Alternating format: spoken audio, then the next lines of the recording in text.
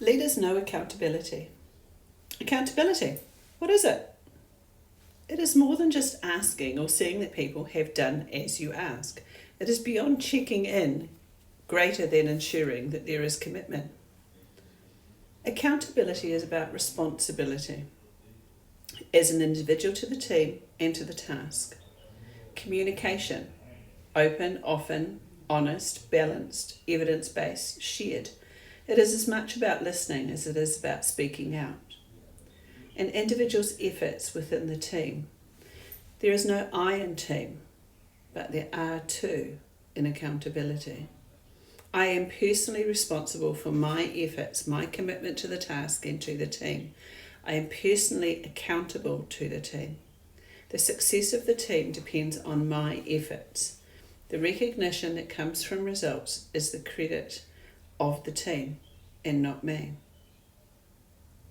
And then focused on results and evidence, goal-driven, progress data, effort and success towards results. Some understandings and ponderings first. For accountability to happen, there must be co-constructed norms and clarity of expectations to be held accountable to. Co-constructed, owned, shared, understood and known by all. Accountability is a pathway to quality assurance. It is another type of feedback, a mindset and culture of growth, and learning is needed to ensure feedback can happen, and that it will be put into action. With the norms you set, do you have norms about commitment and how accountability will happen? When is it needed? And are they established before you start? The impact of accountability is welcomed by some, and it scares others senseless. This comes back to the culture you have created. It can build or combust an individual and or a team. Whilst we expect the team to hold people accountable to agreed norms, there can be the feeling, will I jeopardise being liked if I hold other colleagues accountable? Maybe I just won't say anything. And some teams where trust and commitment aren't strong suggest they leave the leader to do it. In reality, accountability is the responsibility of each member of the team. Accountability is not sending an email. Accountability is not shouting at people. It's not about checking up on people, and it's not about making accusations and blame. It is not about decisions made from an office, and it's not the opinion that leads to judgment. It is not the leader's job, it belongs to everyone.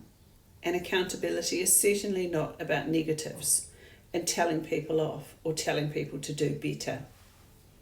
So then what is it?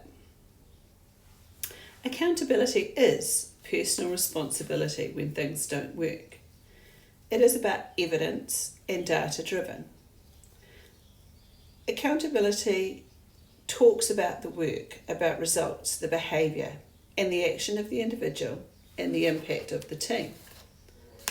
Accountability is team recognition when things go right.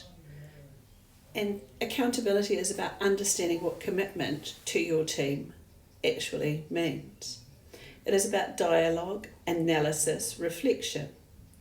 Accountability is holding yourself and others to account when behaviour or actions or results work against the team's norms. It's about being open and honest with deep truths and saying what needs to be said. It's about having a culture that values the team and the mission enough to hold accountability as a norm. Accountability is about putting your effort in for and because of the team. It's not about your ego. And without accountability, funnily enough, there can be an unintentional lowering of standards. Without accountability, we have reduced performance and missed deadlines. And ironically, without speaking up, relationships can become strained. team discomfort appears, and those elephants in the room just expand. Lencioni, and we know by now that he's one of my favourites, he suggests that you cannot have accountability without trust, conflict, and commitment first. Without these foundations, you just don't have a team. Communication is lessened, and you cannot really expect excellent results. Without trust, conflict, and open, daring debate just simply can't happen with the honesty and the transparency needed from a high-functioning team. Without conflict and trust, the team will only superficially, or with reservations, connect and commit to the cause. Without commitment and norms, accountability becomes nasty and blame. A case of it wasn't me. Oh, that's if accountability happens at all. And these 4 elements are critical if you want results. Okay, so then what should we do? Publicise your team goals. Who, how, what, when? Who's responsible for what? Work on a genuine culture of trust and honesty. Ensure you timetable in and schedule in honest, frequent, planned progress reviews. And set up a process to manage failure, because failure will happen. Peer reviews and regular feedback. Peers reviewing peers and giving feedback to each other. Measure your accountability practice. Do you have a culture of trust, conflict, and commitment? Do you have norms that are clearly understood? Does the team have a clear purpose? And is there support to achieve the goal? Ultimately, accountability is inspecting what you expect. Consistency in this is the key.